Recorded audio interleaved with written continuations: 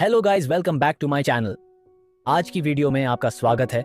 आज हम बात करेंगे उन जानवरों की जो प्राचीन काल से विकसित हुए हैं और आज भी जिंदा हैं, जो पहले बहुत बड़े, खतरनाक या शक्तिशाली थे, लेकिन अब वे बदल गए हैं।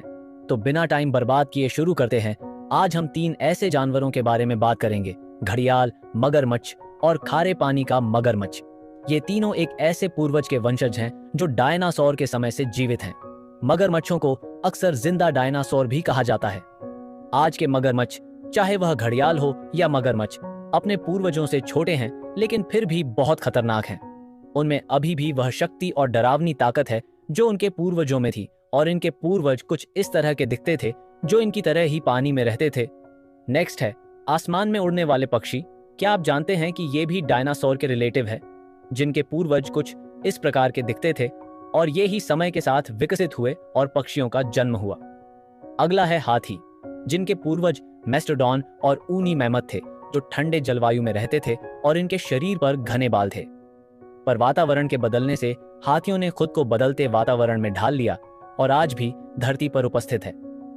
अगली है समुद्र की गहराई में रहने वाली शार्क, जो डरावनी और दिलचस्प दोनों हैं, जिनके पूर्वजों में से एक मेगालोडन भी थी, जो 7 फीट लंबी होती थी।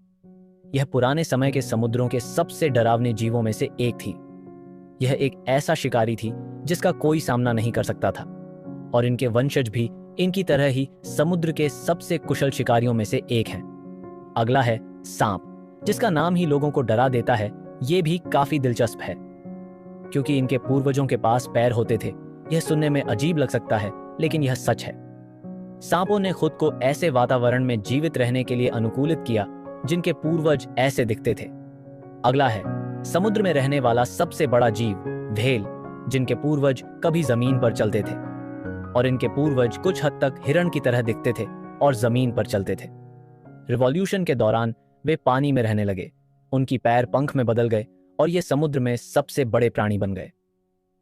नेक्स्ट, मेंढक, जो पानी और जमीन दोनों पर रहता है। ये भी काफी दिलचस्प है, जिनके पूर्वज कुछ ऐसे दिखते थे और अब इन्होंने अलग अलग जगह के पर्यावरण के हिसाब से खुद को बदल लिया है। इसीलिए आज हमें अलग अलग जगह पर अलग अलग मेंढक देखने को मिलते हैं।